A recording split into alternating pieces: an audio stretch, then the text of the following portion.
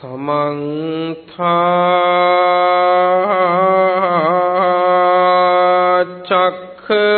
चक्रवालेषु अत्रा गच्छन्तु देवता सद्दम्मं मुनिराजस्य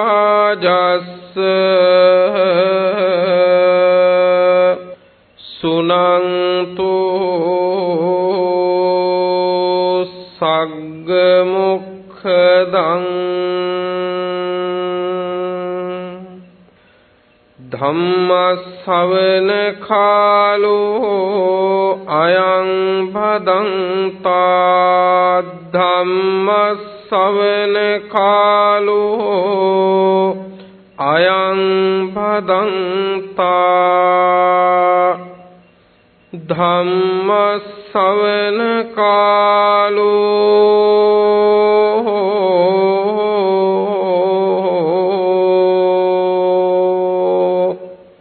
अयं भदन्ता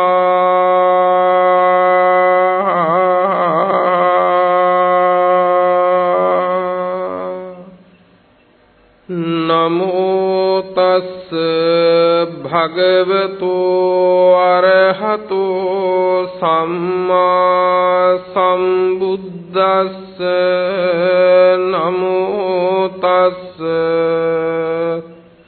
भगवतो अरहतो सम्मा सम्बुद्धस्स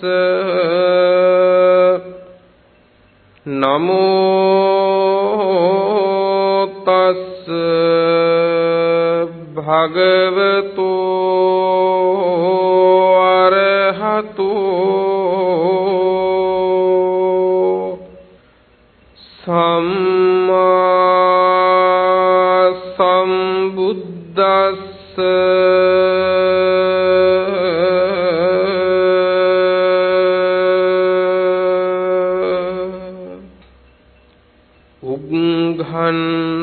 उग्घन्हात भिक्खवे धम्मचेतियानि पर्यापुनाथ भिक्खवे धम्मचेतियानि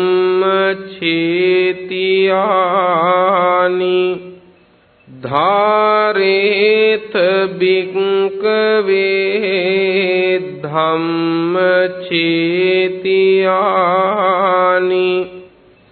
अत्त संहितानि भिक्खवे धम्मचेतियानि आदि ब्रह्मचर्यकानि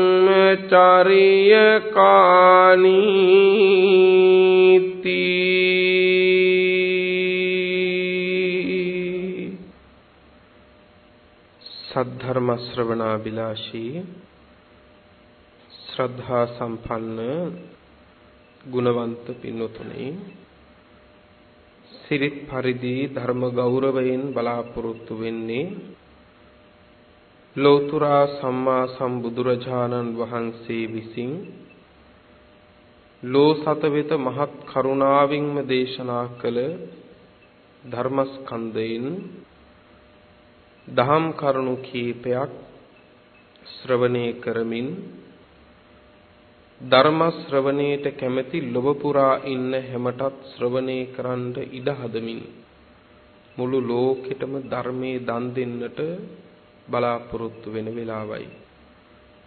පින්වතුනි, සම්මා සම්බුද්ධ ශාසනයක කල යුක්ත කරන්න ලැබිච්ච මොහොතයි මේ අපිට උදා වෙලා තියෙන්නේ. කල යුක්ත කරන්න උදා වෙච්ච වෙලාවක් මේක. සම්මා සම්බුදුරජාණන් වහන්සේ පිරිනිවන් පාන මොහොත වෙනකොට පින්වත්නි අපි වෙනුවෙන් අපේ නිවන වෙනුවෙන් අපේ දුකෙන් නිදහස් වීම වෙනුවෙන් උන්වහන්සේට කරන්න තියෙන හැම දෙයක්ම අපි වෙනුවෙන් කරලයි පිරිනිවන් පෑවේ. මේ එළඹිලා තියෙන්නේ පින්වත්නි අපේ නිවන වෙනුවෙන් අපි කළ යුතු කොටස කරන වෙලාව. පින්වත්නි භාග්‍යවතුන් වහන්සේ උන්වහන්සේගේ අවසාන වස්සාන සමය ගත කළේ බේලුව කියන ගමේ. මේ බේලුව ගමේ භාග්‍යවතුන් වහන්සේ වස් සමාදන් වෙනකොට භික්ෂූන්ට අවවාද කළා යහළු මිත්‍රයන් සමග පුරුදු පරිද්දෙන් විශාලාව අවට වස්වසන්න කියලා භාග්‍යවතුන් වහන්සේ බේලුව ගමේ වස්වැසුවා. බේලුව කියන්නේ විශාලාවෙම ප්‍රවේශ නගරයක්, තරමක් පහසුකම් අඩු, ප්‍රත්‍ය පහසුකම් අඩු. පින්වත්නි මේ කාලේ තථාගතයන් වහන්සේට තියෙන රෝගාබාධය අතිශයින්ම උත්සන්න වුණා. භාග්‍යවතුන් වහන්සේට දැඩි කායික වේදනා උපදින්න පටන් ගත්තා. පින්වත්නි මේ වෙලාවේ තථාගත බුදුරජාණන් වහන්සේ මෙනෙහි කරනවා ඉතින් තථාගතයන් වහන්සේ උපස්ථායකයන්ට නොදන්වා භික්ෂු සංඝයාට අවසාන අවවාදයකුත් නොකර පිරිනිවන් පාන එක හොඳ නැහැ. ඒ නිසා උපස්ථායකයන්ට දන්වලා භික්ෂු සංඝයාට අවසාන අවවාදයකුත් කරලයි පිරිනිවන් පාන්න ඕන කියලා තථාගතයන් වහන්සේ නැවත වේදනාවන් සංසිඳුවාගෙන පින්වත්නි වැඩ වාසය කරා. ඔය අතරේ එක වෙලාවක පින්නතුනේ සන්ධ්‍යාවේ භාග්‍යවතුන් වහන්සේ ළඟට ආවා උන්වහන්සේට අවුරුදු 25ක් සියාතින් උපස්ථාන කරපු අග්‍රෝපස්ථායක ආනන්ද හාමුදුරුවෝ. අග්‍රෝපස්ථායක ආනන්ද හාමුදුරුවෝ ඇවිල්ලා භාග්‍යවතුන් වහන්සේට වන්දනා කරලා කිව්වා ස්වාමීනි භාග්‍යවතුන් වහන්සේ ඔබ වහන්සේ ඊටාම ගිලන් වුණා කියලා ආරංචි වුණා. ඔබ වහන්සේ ඊටාම ගිලන් වුණා කියලා දැඩි ලෙසම ගිලන් වුණා කියලා මම දැනගත්තම ස්වාමීනි මට මගේ මුළු ශරීරෙම ගල් ගැහුණා වගේ වුණයි කිව්වා. ස්වාමීනි ඔය තරම් වහන්සේ ගිලන් වුණා කියලා දැනගත්තම මට දිසා අනුදිසා ටික පවා අමතක වුණයි කිව්වා. ස්වාමීනි මට සතර සතිපට්ඨාන ධර්මයවත් වැටහෙන්නේ නැතුව ගියයි කිව්වා. මේ කියන්නේ සිහිය පතක් නැති වුණා කිව්වා. හැබැයි ඔබ වහන්සේ උපස්ථායකයන්ට නොදන්වා භික්ෂු සංඝයාට අවසාන අවවාදයකුත් නොකර පිරිනිවන් පාන්නේ නැහැ කියලා දැනගත්තට පස්සේ නම් මට යන්තම් අස්වැසිල්ලක් ලැබුණා කිව්වා. මොකක්ද අස්වැසිල්ලට කාරණේ? භික්ෂු සංඝයාට අවසාන අවවාදයකුත් නොකර පිරිනිවන් පාන්නේ නැහැ කියලා දැනගන්න ලැබිච්ච එක තමයි අස්වැසිල්ලට කාරණේ කිව්වා. ඒ වෙලාවේ බුදුරජාණන් වහන්සේ වදාළේ මොකද්ද? ආනන්ද භික්ෂු සංඝයා මගින් තවත් බලාපොරොත්තු වෙන්නේ මොනවද කියලා ඇහුවා. අපිට සකස් වෙනවා නම් අපිට මග නිර්වුල් කරගන්නවා නම් මේ වචන ටික හොඳටම ප්‍රමාණවත් වෙනවා. භික්ෂු සංඝයා මගින් තවත් බලාපොරොත්තු වෙන්නේ මොනවද කියලා ඇහුවා. ආනන්ද ඇතුළ පිට වශයෙන් වෙනසක් නොකර තථාගතයන් වහන්සේ ධර්මයේ දේශනා කළා. තථාගත ධර්මයේ ගුරු මුෂ්ටි නැහැ කිව්වා. ඒ කියන්නේ භික්ෂු සංඝයා මගෙන් තවත් බලාපොරොත්තු වෙන්නේ මොනවද කියලා අහන එකෙන් කියන්නේ මොකද පින්වත්නි? තථාගතයන් වහන්සේ අපේ නිවන වෙනුවෙන් දේශනා කළ යුතු තවත් දෙයක් දේශනා නොකර සංගවගෙන හිටියානම් අවසාන වශයෙන් උන්වහන්සේගෙන් අපි අවවාදයක් බලාපොරොත්තු වෙන එක සාධාරණයි. උන්වහන්සේ පිරිනිවන් පානකම් හිටියේ නැහැ. පිරිනිවන් පාන කොටත් උන්වහන්සේ අපේ නිවන වෙනුවෙන් කළ යුතු සියලු දේ කරලා ඉවරයි. අයි පිරිනිවන් මංචකයේදී කියලා අමුතුවෙන් යමක් සංගවගෙන නැහැ තථාගතයන් වහන්සේ. හරි පුදුමයි පිනොත්. මේ ලෝකේ සමහර අයගේ සමහර දැනීම් සමහර ශාස්ත්‍රඥාන තියෙනවා පින්වත්නි. ඔහුගේ මරණාසන්නය වෙනකම්ම පින්වත්නි සගවගත්තු ටික කියන්නේ නේද? ඒ නිසා ඔහුගේ ශිෂ්‍ය පිරිසට සිද්ධ වෙනවා පින්වත්නි මරණ මංචකයේදී පවා පින්වත්නි ඒ ගුරුවරයව සතුටු කරන්න මොකටද? අර කියලා දීපු නැති ටික දැනගන්න. තථාගතයන් වහන්සේ පිරිනිවන් මංචකයේ වැඩ ඉන්න වෙලාව වෙනතුරු අපේ නිවන පිණිස අවශ්‍ය යමක් කිසිම විටකවත් පින්නතුනේ සැඟෙව්වේ නැහැ. ඇතුළ පිට වශයෙන් වෙන් කළෙත් නැහැ. ඇතුළ පිට වශයෙන් කාරණා දෙකක් වෙන් වෙනවා. එකක් තමයි පුද්ගලයෝ ඇතුළ පිට වශයෙන් වෙන් වෙනවා. ඊළඟ දේ තමයි ධර්ම කාරණයක් ඇතුළ පිට වශයෙන් වෙන් වෙනවා. දැන් උදාහරණයකට මෙහෙම හිතන්නකෝ. සමහර කාරණා තියෙනවද නැද්ද? ඔබ ඇතුළු කීප දෙනෙක් අතර කතා වෙන එතනින් එහා පැත්තේ ආයත නොකියන. එහෙම කාරණා තියෙනවද නැද්ද? තියෙනවා. ඒ කියන්නේ මේ කාරණේ අපි කීප දෙනා දැනගත්තොත් ඇති කියලා කියන ඒවා තියෙනවනේ. ඒ කියනකොට ඒ පිරිස ඇතුල් පිරිස වෙනවා, අනෙක් පිරිස පිට පිරිස වෙනවා. ඒ කියන කාරණයක් එතකොට ඇතුල් කාරණේ වෙනවා, අනික් කාරණා බහැර කාරණා වෙනවා.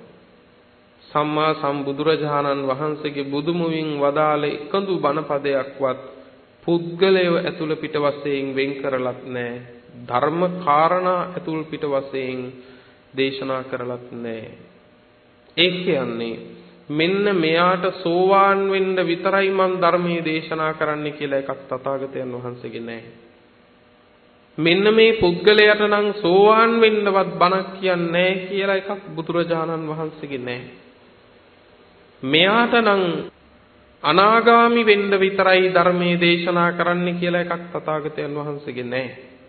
මෙයාට නම් අරහත් ඵලයටම ධර්මයේ දේශනා කරනවා කියලා එකකුත් තථාගතයන් වහන්සේගේ නැහැ. සම්මා සම්බුදුරජාණන් වහන්සේට සියලු ලෝසත තමන්ගේ දරුවෝ වගේ.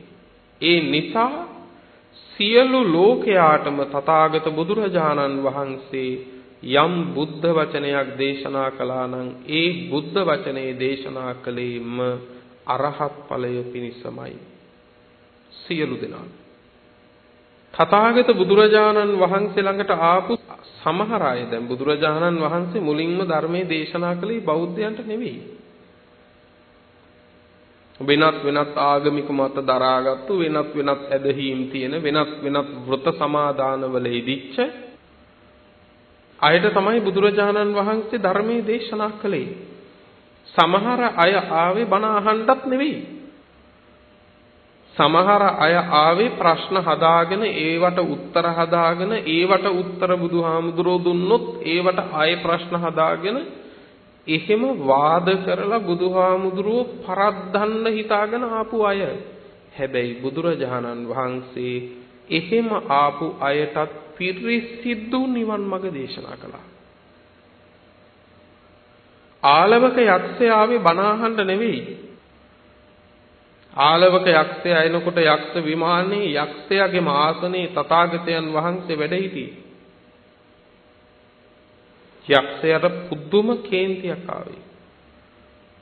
ආපු ගමම්ම කිව්වේ පින්වත්නි එළවන අදහසින් නික්කම සමන කියලා. ශ්‍රමණය වහාම නික්මයන් කිව්වා එළියට. වහාම නික්මයන් කිව්වා. භාග්‍යතුන් වහන්සේ කීකරු දරුවෙක් වගේ පින්වත්නි නැගිටලා එළියට වැඩියා. දැන් යක්ෂයා බලනවා ඉඳගෙන හිටියේ නම් කොහොමද ඇවිල්ලා මගේ මාසනේ. දැන් ඒ වුණාට මේ තරම් කීකරුයි. දැන් යක්ෂයාට හිතුණා මේ ශ්‍රමණයව මොකද කිසි ආයුධයකුත් නැහැනේ අතේ. සමහර ලෝකයේ අදටත් තියෙනවනේ පින්වත්නි අහිංසකයව වෙහෙසටපත් කරලා සතුටු වෙන ක්‍රමයක්. බැරි මිනිහව වෙහෙසට විඩාවටපත් කරලා සතුටු වෙන ක්‍රමයක් අදත් තියෙනවා. එදා යක්ෂයා හිතුවා මේ ශ්‍රමණයව ටිකක් වෙහෙසටපත් කරලා රස්තිය ආදු කරවලා මට සතුටු වෙන්න පුළුවන් කියලා. ඒ හරි කී කරුයිනේ. එළියට යන්න හදනකොටම කිව්වා පවිස්ස සමන කිව්වා. ශ්‍රමණය වහාම පිවිසයන් කිව්වා. තථාගතයන් වහන්සේ එතනින්ම ආපහු ඇතුළට වැඩියා. ඇතුළට වැඩම කරලා වැඩ ඉන්නකොටම ආයෙ කිව්වා නික්ඛම සමන නික්මයන් කිව්වා. දැන් යක්ෂයාට ඒකාන්තයෙන් හිතනවා මහා කේන්තියක් අරගෙන ආවට එහෙම ඕන වෙන පාටකුත් නැහැ. මේක ඇතුළට 3 වතාවයි පිටට 3 වතාවයි වෙහෙසටපත් කරලා බුදුරජාණන් වහන්සේ ඊළඟ වාරේ වදාලා මොකද්ද? පුළුවන් දෙයක් කරපන් යක්ෂය මං එළියට යන්නේ නැහැ කිව්වා. දැන් කාට වුණත් වැටහෙනවනේ මේ මොකද්ද උනේ කියලා. නේ එකපාරම අපි කාට වුණත් හිතන කාරණේ තමයි මේ මොකද්ද උනේ? එක මෙච්චර වෙලා හොඳට කීකරුවේ ඉඳලා දැන් මේ එකපාරම මොකද මේ දරදඬු උනේ? පුළුවන් දෙයක් කරන්නයි කිව්වා. මොකද්ද කිව්වේ? හොඳයි එහෙමද? අහන්නම් ප්‍රශ්න ටිකක් උත්තර නොදුන්නොත් හදවත පලනවා කිව්වා. සිත වික්ෂිප්ත කරනවා කියන්නේ පිස්සු වටනවා කිව්වා. කකුල් දෙකෙන් අල්ලලා විසි කරනවා කිව්වා.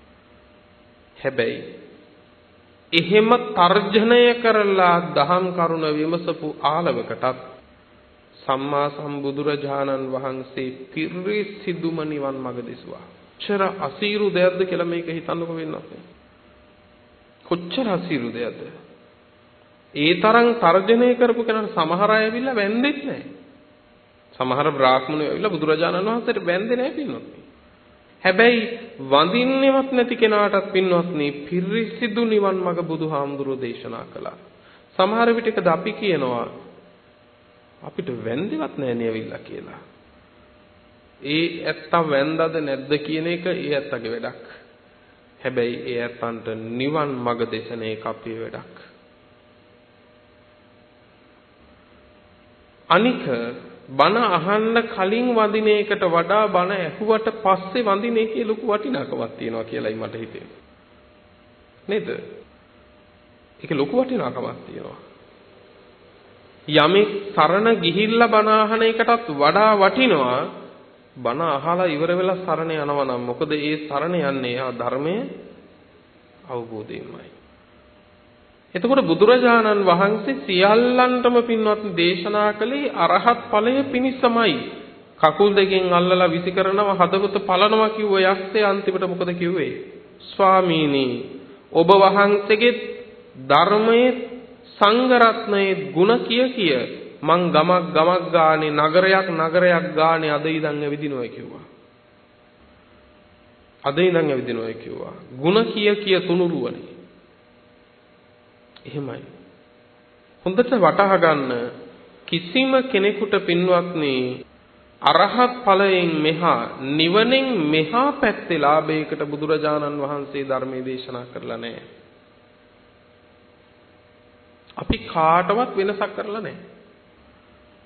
හැම දිනාටම පිරිසිදු නිර්වුල් නිවන් මඟ දේශනා කරලා තියෙනවා. හැබැයි සියලු දෙනාට අරහත් ඵලයේ පිණිසම ධර්මයේ දේශනා කළාට ඒ දේශනාව ශ්‍රවණය කළ හැමෝම අරහත් ඵලයටපත් උනේ නැහැ.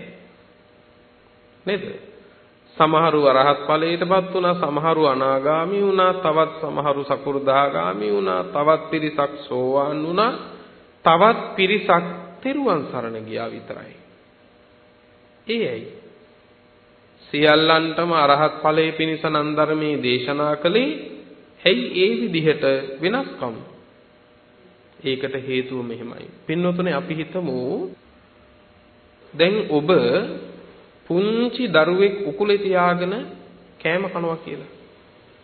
Tamanට කැමති ප්‍රමාණයට Tamanට පුළුවන් ප්‍රමාණයට බත් පිඟානකට බෙදාගෙන ඔබ ඒ පිඟානේ බත් ටික පිඩු අනලා කුස පිරෙනකන් කනවනේ.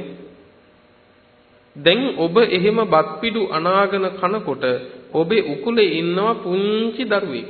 මේ දරුවා මොකද කරන්නේ? මේ දරුවත් නිකන් ඉන්නේ නැහැ පින්වත්නි.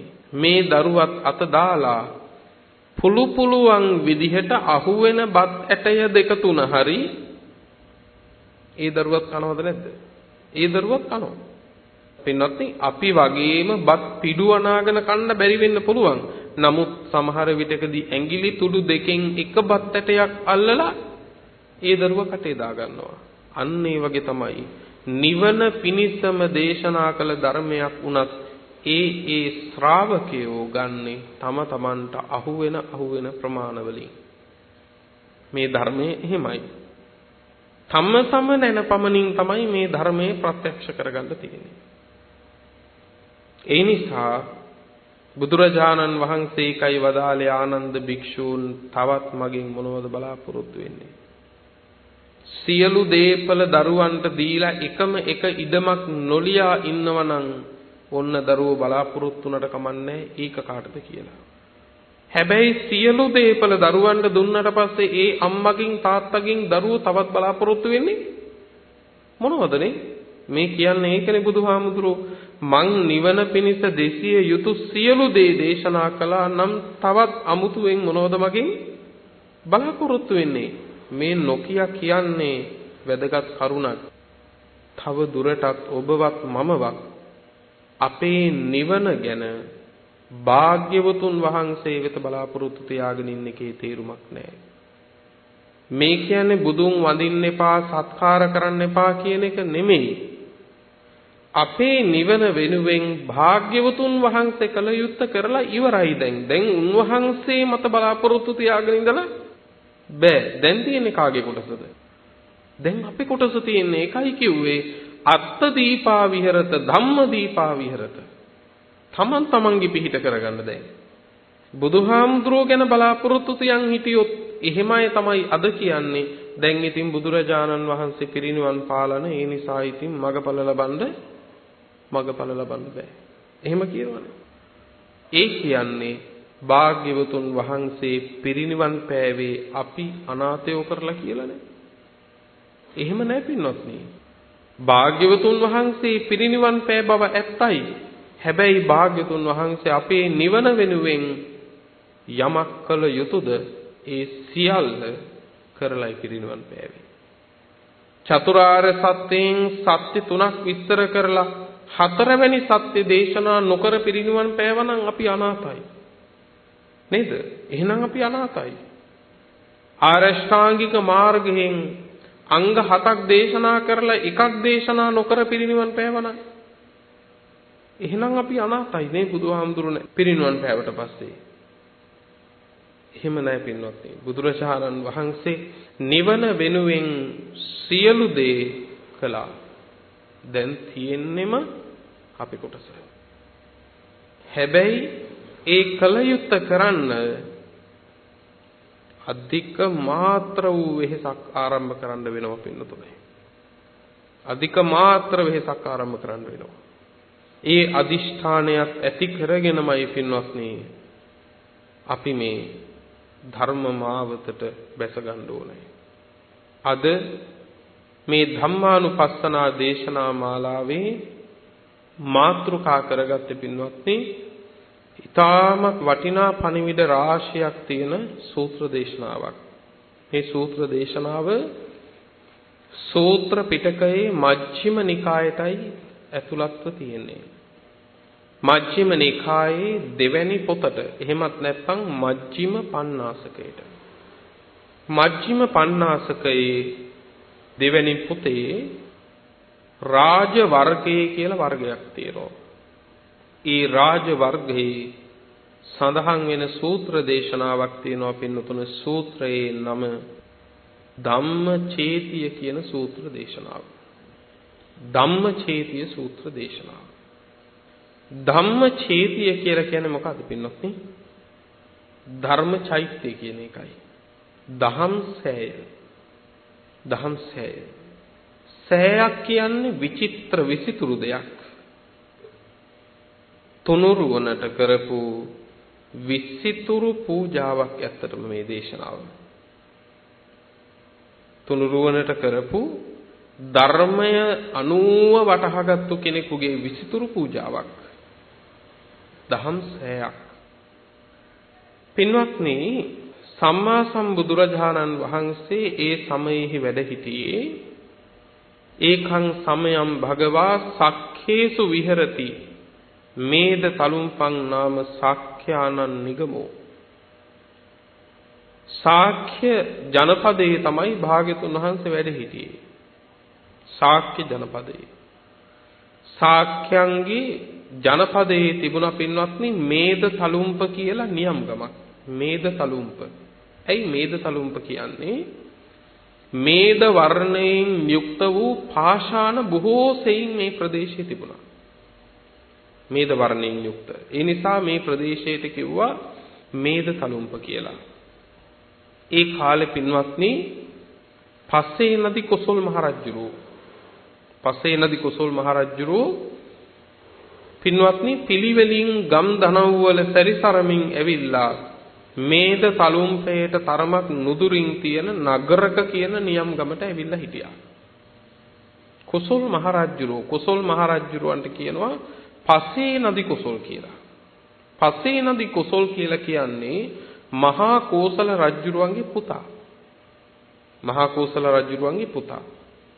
එතකොට මහා කෝසල රජුරුවන්ගේ පුතා වෙච්ච මේ පස්සේ නදි කොසල් බොහෝම හොඳට ශිල්ප ශාස්ත්‍ර ඉගෙනගත්තු කෙනෙක්. එයත් එක්කම තමයි බන්දුල කියලා සේනාධිපතියෙක් පස්සේ හිටියා. ඒ බන්දුල ඉගෙන ගත්තෙත් එකටමයි. මේ පස්සේ නදි කොසල් රජුරුවන්ගේ පරිණත භාවය දැකලා මහ කොසල් රජුරෝ පස්සේ නදි කොසල් රජුරවන්ට රාජ්‍ය භාර දුන්නා. හරීම උවමනාවෙන් රාජ්‍ය පාලනය කරපු කෙනෙක් කොසල් රජුරෝ කියන්නේ. මහ ප්‍රතාපවත් රජ කෙනෙක්. තාම බල සම්පන්නයි වක තිබිච්ච තාම බලවත් රාජ්‍යයක රජුරෝ තමයි කොසල් රජුරෝ. හරිම හොඳට බොහොම උවමනාවෙන් රාජ්‍ය පාලනය කරපු කෙනෙක්.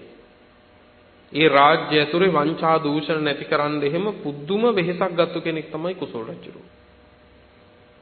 මේ කොසල් මහ රජුරුවන්ගේ ජීවිතයේ ස්වභාවය ජීවිත පුවත් තාම දීර්ඝව විස්තර තියෙනවා. බුදුරජාණන් වහන්සේට හරීම ලෙන්ගතුයි. දවසකට 3 වාරයක් භාග්‍යතුන් වහන්සේ හමු වෙන්න යනවා. බොහෝ අවස්ථාවල දවසකට 3 වාරයක් බුදුරජාණන් වහන්සේ හමු වෙන්න කොසල් මහ රජුරුව යනවා. බුදුරජාණන් වහන්සේට සමීප වෙන්න හේතු කාරණා රාශියකුත් තිබුණා. ඒවා මේ සූත්‍ර ඇතුලේ කියවෙනවා පින්වත්. මේ සූත්‍රය ඇතුලේ කියවෙනවා. කොසල් මහ රජුරුවන්ගේ බිරිඳ තමයි පින්වත්නි මල්ලිකා දේවිය. තාම නුවණැති බිසවක්.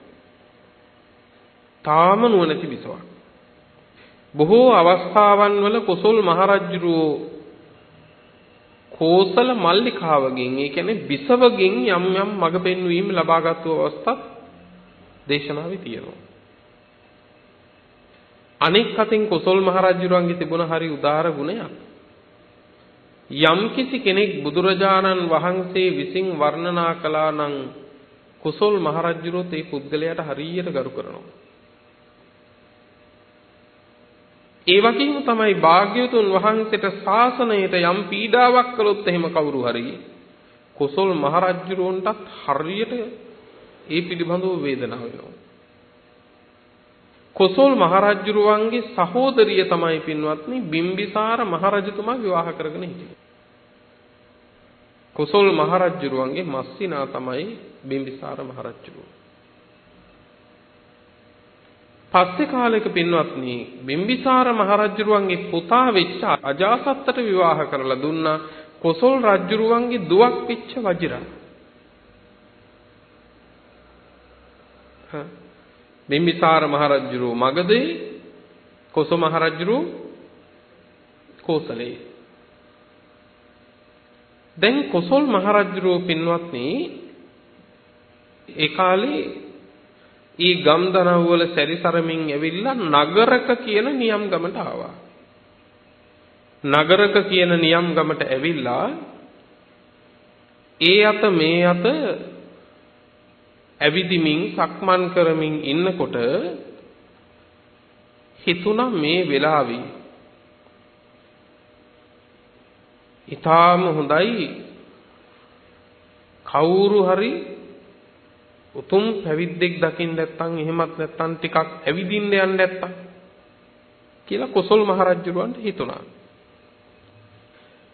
පින්වත්නි දැන් ඒ කාලේ කොසල් රජුරුවන්ගේ සේනාධිපතිය වෙලා හිටියේ දීඝකාරායන කියන ඇමතියා.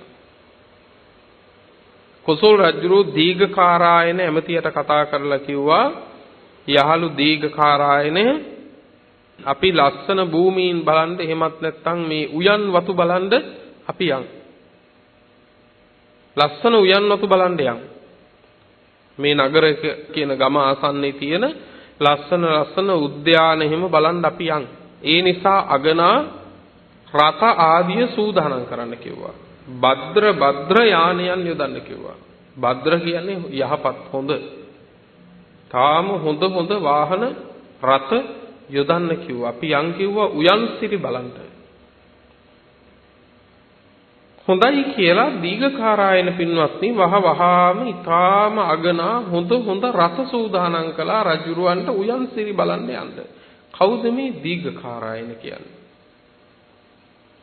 දීඝකාරායන පින්වත්නි ඉහත ඔබට කිව්වා බන්දුල කියලා පසු කාලීනව සෙන්පතියෙක් වෙච්ච කෙනෙක් කොසල් රජුරෝ එක්ක එකට ඉගෙන ගත්තා කියලා. එකට ශිල්ප ශාස්ත්‍ර හැදෑරුවා කියලා.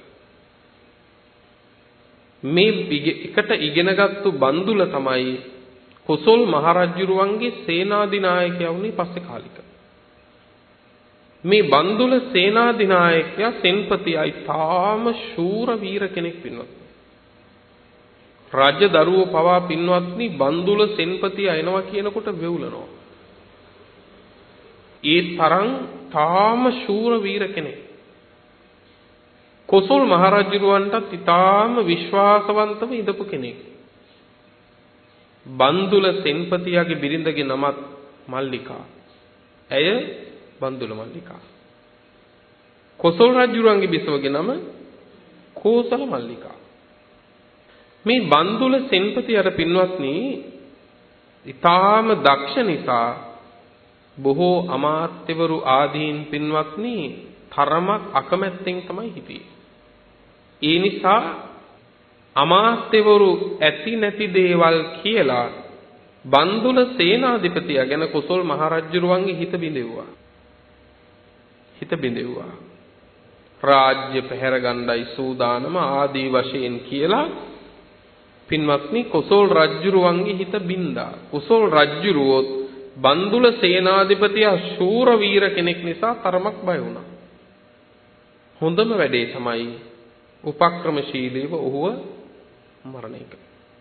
ඒ නිසා බන්දුල සේනාධිපතියා කොසල් රජුරවන්ට ඊටාම හිතවන්තව ඉඳපු බන්දුල සේනාධිපතියව ඝාතනය කළේ පින්වත්නි වෙන කවුරුත් නෙවෙයි කොසල් මහ රජුරුවමයි.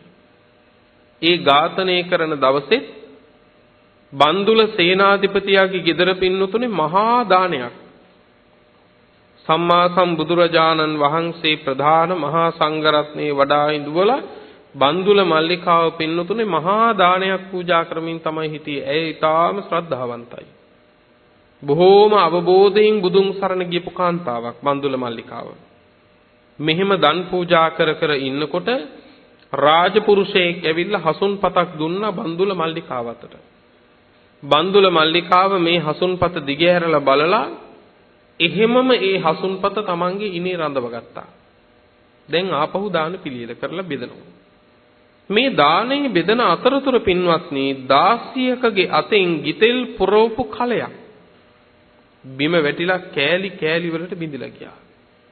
ඒ වෙලාවේ දානේ අවසානයේ බුදුරජාණන් වහන්සේ වදාලා මල්ලිකාවනි බිඳිච්ච කලය ගැන මෙනෙහි කරන්න එපා, සිහි කරන්න එපා, දානයේ කෙරෙහි සිත පිහිටුව ගන්න කිව්වා. බිඳිච්ච කලය ගැන හිතන්න එපා කිව්වා. මෙතන ඊටාම වැදගත් කාරණයක් තියෙනවා. ඔබ මම පින් කරනවා, කුසල් කරනවා. හැබැයි බොහෝ වාරවල අපි අදක්ෂකම නිසා පින්කමේ සිත පිහිටුවා ගන්න බැරි වෙනවා, බිඳෙන කල ගැන හිතනවා.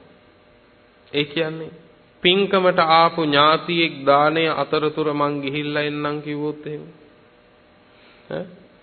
අනේ අපොයි යන්න එපා කියලා ඒ ඥාතියගේ එල්ලිලා යනවා මිසක පින්කමේ හිත පිහිටුව ගන්න බැරි වෙනවා. මම ඒකයි කිව්වේ. එවන් අවස්ථාවන් වලදී බොහෝ දෙනෙකුට වෙන්නේ පින්කමේ හිත පිහිටුව ගන්න බැරි වෙනවා, බින්දෙන කලයක් ගැන හිත ඉන්නවා. සමහර අවස්ථාවන් වලදී 100 9කට 1000 9කට 2000 9කට දන් දුන්නත් එදා එක නමකට පෙන් පූජා කරලා ලබන්න පුළුවන් වෙච්ච ආනිසංසයවත් අද ලබන්න බැරි ඇයි? නේද? විමානවත්තු එහෙම බලපුවම පින්නත් නේ එක නමකට පෙන් පූජා කරලා පිලුණු වෙච්ච කටුවැලයක් දන් දීලා අද 200කට දන් දීලවත් සමහර වෙලාවකදී අරතරන් සුවපත් භාවයක් ලබන්න බැරි බවයි පේන්නේ. ඒකට හේතුව එදා එක නමකට දන් දුන්නත් ඒ ඇත්තෝ ඒ දාණය කෙරෙහි හොඳට හිත පිහිටුවා ගත්තා. අද පින්කමක් කිව්වම ඒ පින්කම් ඇතුලේ තියෙන්නේ වෙහෙස වීමක් පමණයි, කෝලාහලයක් පමණයි, ඇතැම් විට කලබලයක් පමණයි. ඒ පින්කම් ඇතුලේ සිත පිහිටුවන එක බොහෝ පින්කම් කරන අයට හරීම අසීරු වෙලා තියෙනවා. ඒක හොඳක් නෙවෙයි පින්වත්නි. වැදගත්ම කාරණේ තමයි කරන පින්කම් ඇතුලේ කරන කුසල් ඇතුලේ තමන්ගේ සිත මනාකොට පිහිටුවා ගැනීම. ඒ නිසා පින්කම් කරද්දී පලිබෝධ බැහැරින් තියන්න. මේ පින්කමට මේක පලිබෝධයක් වෙයි කියලා හිතෙනවා නම් ඒ පලිබෝධ අයින් කරගෙන පින්කම් කරන්න. එහෙම වුණාම අපිට පහසුයි ඒ පින්කම් ඇතුලේ පින්නතුනේ සිත පිහිටුවන්න. ඉතින් බුදුරජාණන් වහන්සේ අවවාද කළා මල්ලිකාවනි ගිතෙල් කලයේ ගැන දැන් හිතන්න එපා, දානයේ කෙරෙහි සිත පිහිටවන්න කිව්වා. බන්දුල මල්ලිකාව කිව්වා ස්වාමීනි ඔබ වහන්සේ දුටුවද දැන් රාජපුරුෂයෙක් මගේ අතට හසුන්පතක් ගෙනල්ලා දුන්නා. ඔව් මල්ලිකාවනි ස්වාමීනි ඒකේ තියෙන්නේ මම මේ දන් පූජා කරන වෙලාව වෙනකොට මගේ ස්වාමියාත් මගේ දරුවෝ ටිකක් යුද්ධෙට ගිහිල්ලායි හිටියේ. මගේ ස්වාමියාත් මගේ දරුවෝ රජ්ජුරුවෝ විසින් එකතැන කපලා මරලා කියලයි මට මේ හසුන්පතෙන් පණිවිඩය ආවි කිව්වා. ස්වාමීනි එහෙම පණිවිඩයකින්වත් සැලිච්ච නැති මම මේ ගිතෙල් කලයක් බිඳුනට සැලෙයිද කියලා කිව්වා. බලන්නකො මේ ධර්මයේ සිත පිහිටවපු කෙනාගේ ශක්තිය. සමහර විටකදී අපි පින්කමක් කරනවා, මහා පින්කම් කරනවා. මහා පින්කම් කරලා පින්වත්නි මාසයකට පස්සේ විතර වගේ දරුණු රෝගාබාධයක් හැදුනොත් එහෙම අනේ මෙච්චර පින්කම් කරලා අපිට මෙහෙම වෙනවනේ කියලා ඔන්න පින්වත්නි එතනින් පස්සේ තිසරණේ මත ඇර ගන්නවා. වැඩක් නැහැ. මොන ශාසනයක්ද මේක? මෙච්චර පින්කම් කරලත් මෙහෙම වෙනවා නම් මොන ධර්මයක්ද මේක කියලා උන්න ධර්මයට ද්වේෂ කරනවා. ඔබ මේව අත්දකින්නේ නැද්ද? කොච්චර තියෙනවද? ධර්මයට ද්වේෂ කරනවා, මේ ධර්මයේ බොරු කියනවා. මේ ශාසනයේ බොරු කියනවා. බුදුන්ගෙන් වැඩක් නැහැ. දැන් දෙවියෝ තමයි ඕන කියලා පිනවද දෙවිවරු පස්සේ දුවනවා. ඇයි? ඒ අත හිතන් ඉන්නේ මහා පිංකම් කරපුවම ජරා මරණ නැති වෙනවා කියලා. මහා පිංකම් කළා කියලා පින්නත් ජරා මරණ නැති වෙන්නේ නැහැ පින්නත්. මහා පිංකම් කරන අය දක්ෂ වෙන්න ඕන. ඒ පිංකම් වලින් හරයක් ලැබුවා නම් ජරා මරණ එනකොට ධර්මයේ මෙනෙහි කරගන්නනේ. ඉතින්දිත් අපි දකින්න ඕන අනේ භාග්‍යවතුන් වහන්සේ දේශනා කළේ මේකනේ ව්‍යාධි දුක කියලා. ඔන්න ධර්මයට අනුගත මෙනෙහි කිරීමක්. නමුත් එතෙන්දි කියන්නේ මොකද? අනේ මෙච්චර පිංකම් කරලත් මට මෙහෙම වෙනවා නම් ඉතින් මේ පිංකම් කළාට ඇති වැඩේ මොකද්ද කියලා අහනවා. කොච්චර ධර්මයට ද්වේෂ කරනවද පින්වත්නි? එහෙම.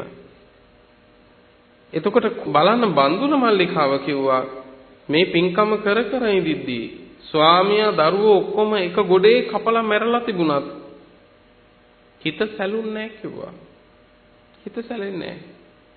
පින්වත්නි හිතන්න බලන්න කොච්චරනම් මේ ධර්ම මාවතට වැසගත්තු හිතක් පින්වත්නි ධර්මයෙන්ම රැකෙන්න ඕනද කියලා, සූපත් වෙන්න ඕනද කියලා.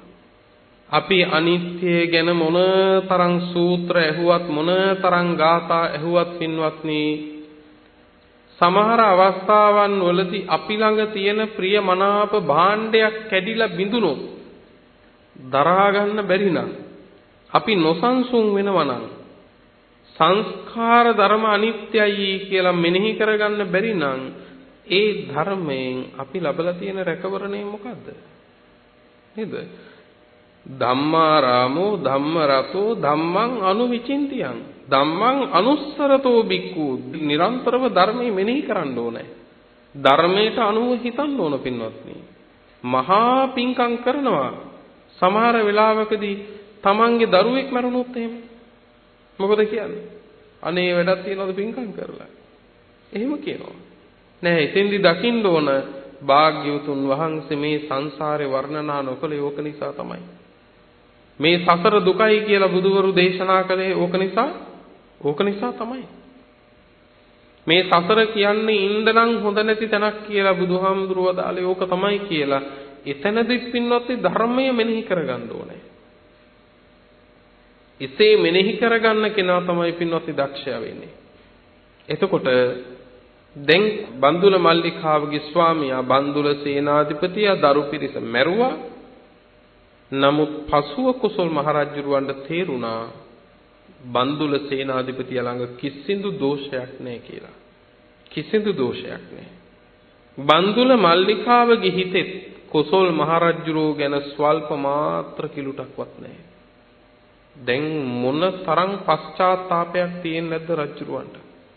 ඒ තරම් විශ්වාසවන්ත කෙනා මරපුවම තමන් වීම දරුවොත් එක්ක එහෙම කරලත් ඔහුගේ බිරිඳගෙන් කුසල් රජුරෝ ගැන කිසිම අප්‍රසාදයකුත් නැත්තම් මොන තරම් කම්පාවක් තියෙන්නේ නැද්ද?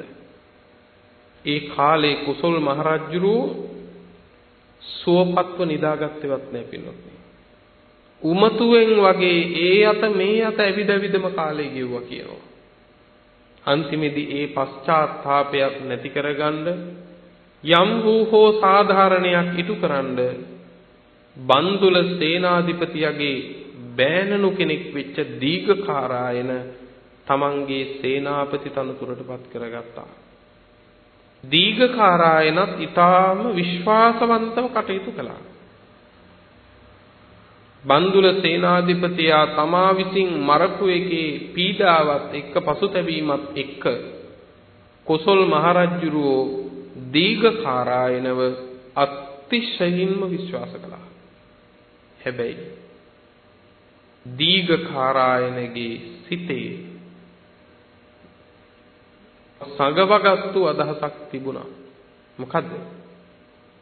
මේ රජුරෝ මගේ මාමා නිර්පරාදෙ මැරුවා. මේ කරපු එකට නම් පලිය ගන්නවමයි. දීඝකාරායන හැම මොහොතකම හිටියේ යටිසිතෙහි මේ කාරණේ තියාගෙන. කොයි වෙලාවෙ හරි ඉඩක් ලැබිච්ච තැනින් පලි ගන්නවා. කෙසේ හෝ වේවා මේ කාලේ පින්වත්නි කුසල් මහරජුරෝ නගරක නියම් ගමේ දීඝකාරායනත් එක්ක සේනාවත් එක්ක පින්වත්නි පිටත් වුණා. ඒ ආසන්නයේ තියෙන උද්‍යානසිරි නරඹන්න. උද්‍යානයේ ඇතුළට යනකොට පින්වත්නි ගස්කොළන් අතරින් කුසල් රජුරවන්ට හිතුණා අනේ කොච්චරනම් සුන්දරද, කොයිතරම් ලස්සනද මේ වනලැහැබට ඇතුල් වෙලා ජංගා විහාරං අනුචංකමානා. ජංගා විහරණය කියලා කියන පින්වත්නි මේ පාදවල තිබෙන්නා වූ විඩාව දුරු වෙන්න ඇවිදින එකට. දැන් අපි මේ ඇවිදින මන්තිරු හදලා ඇවිදින්නේ. මේ කකුල් වල විඩාව වේදනාව දුරු වෙන්න ඒ වගේ පින්වත්නි එදා ජංගා විහරණය කිව්වේ ඒකයි. කකුල් වල විඩාව දුරු වෙන්න ඇවිදිනවා. දැන් රජුරෝ එහෙම ඇවිදිනකොට වනයේ ඇතුලේ අනුවිචරමානෝ ඒ වනයේ ඇතුලේ ඒ අත මේ අත සැරිසරනකොට පින්වත්නි මේ වනයේ ස්වභාවය දැක්කම මොකද ස්වභාවය?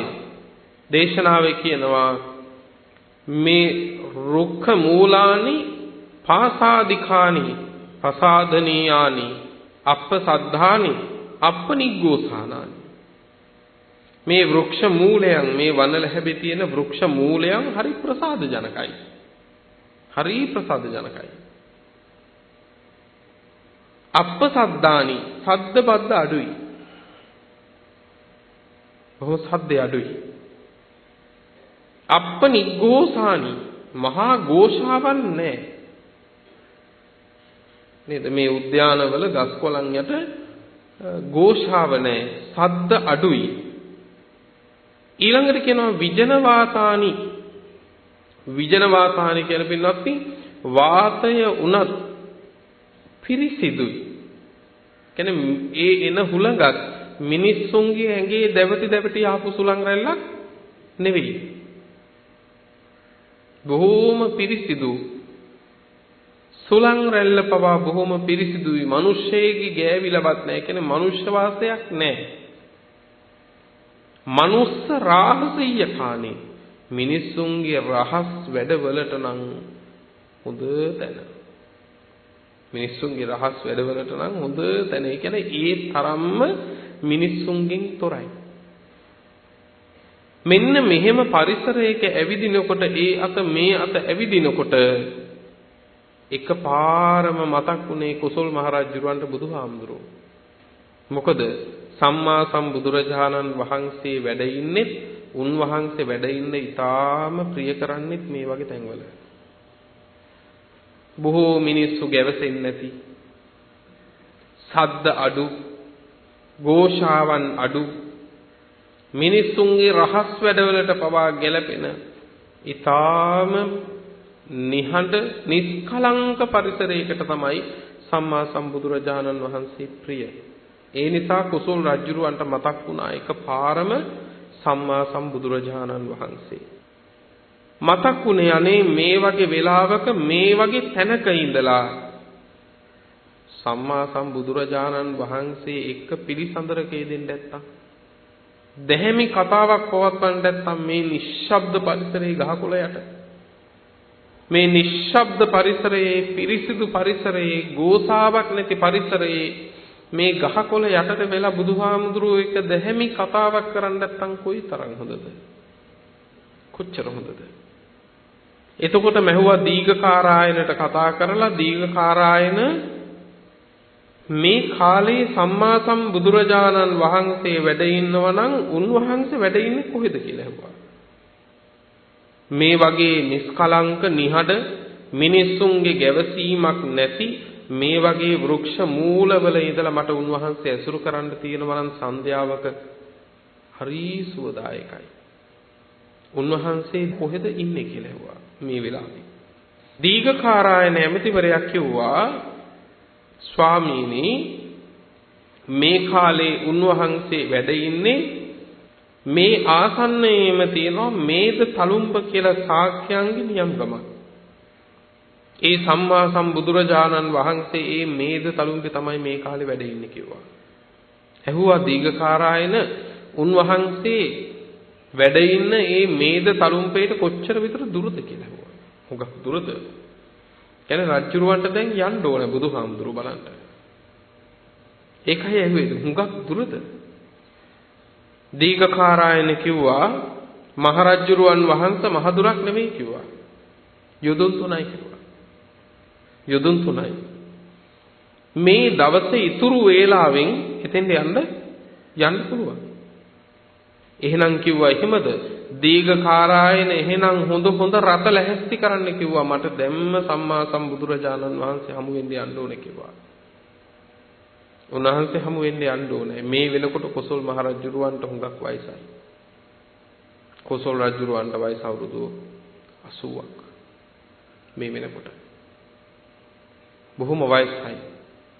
හොඳයි කියලා දැන් පින්වත්නි දීඝකාරායන ඇමතිවරයා නැවත රත සූදානම් කළා නගරක නියම් ගමේ ඉඳලා කුසල් මහ රජුරවන්ට මේද තලුම්පේට යන්න වෙන දෙයකට නෙවෙයි සම්මා සම්බුදුරජාණන් වහන්සේ හුදකලාව ඇසුරු කරන්නට. පින්වතුනි අද කාලේ නිමා වීමත් සමගම ධම්මචේතී සූත්‍රය ආශ්‍රයෙන් කළ දේශනාව මෙතකින් අදට නිමාවටපත් කරනවා. මෙතෙන් සිට මේ සූත්‍ර දේශනාවේ ඉදිරි දේශනාවන් ඔබට ශ්‍රවණය කරන්නට ඉදිරි සතියෙහි හැකියාව ලැබෙනවා ඇති. ඔබ සියලු දෙනාටම ඉක්මන් භවයක උතුම් නිර්වාණ අවබෝධයක් සිද්ධ වේවා කියලා ප්‍රාර්ථනා කරනවා. අදත් මේ උතුම් දේශනාව සිද්ධවන්නට යෙදුනේ විශේෂයෙන්ම මේ හේමක ඩයස් මහත්මාණන්ගේ සංවිධාන ශක්තියෙන් යුතුව මේ වෛද්‍ය කමානී මායාදුන්න මැතිණිය, ඒ වගේම රුක්ලන්ත මායාදුන්න මහත්මාණන් ආදී සත්පුරුෂ පිරිසගේ දායකත්වයෙන් සහභාගීත්වයෙන් මේ ධර්ම දාණය ලොවට සිද්ධවන්නට යෙදුනේ. ධර්ම දානයේ හිමියුතු සියලු දෙනාටම සුවසේ ධම්ම අවබෝධයේ පිණසම හේතු වාසනා වේවා. ප්‍රැස් කරගත් සියලු කුසල් නමින් මිය ගිය හැමතත් අත් වේවා. ඒ සියල්ලෝද පින් අනුමෝදන්ව සැපවත් වෙත්වා, නිවනින් සැනසෙත්වා කියලා පින් අනුමෝදන් කරමු. දායකත්වයේ දරූ මෙන්ම ශ්‍රවණය කළ හැමතත් නිදුක් නිරෝගී චිරජීවනයේ සැලසේවා. බුද්ධාදී උතුමන් වහන්සේලා නිවුණු සැනසුණු අමා මහ නිවන අපටත් මේ කුසල බලයෙන්ම ලැබේවා කියලා සාදු කියලා ප්‍රාර්ථනා ඇති කරගනිමු. ලොවසසුන සුරකින්න සියලු සම්මා දිට්ඨික දෙවියන්ටත් මේ පින් ලැබේවා. පින් අනුමෝදන් වන දෙවියන්ගේ දේවාශිර්වාදයක් ඔබ අපට ලැබේවා. ප්‍රාර්ථනීය බෝධියකින් දෙවියෝද නිවන් දකිත්වා කියලා සාදු කියලා පින් අනුමෝදන් කරමු. ආකාසට්ඨා ච බුම්මට්ඨා දේවා නාග මහිද්దికා පුඤ්ඤං තං අනුමෝදිත්වා චිරං රක්ඛන්තු ලෝක සාසනං චිරං රක්ඛන්තු ධම්ම දේශනං චිරං රක්ඛන්තු ත්වං සදා. පුරා අවුරුදු 25ක් ලෝතුරා සම්මා සම්බුදුරජාණන් වහන්සේ ළඟ ඉඳලා උන්වහන්සේට සියාසින් උපස්ථාන කළ අග්‍ර උපස්ථායක වූ මහා පිං ඇති ආනන්ද මහරහතන් වහන්සේ පින්වතුනේ මෙහෙම ප්‍රාර්ථනාවක් කළා.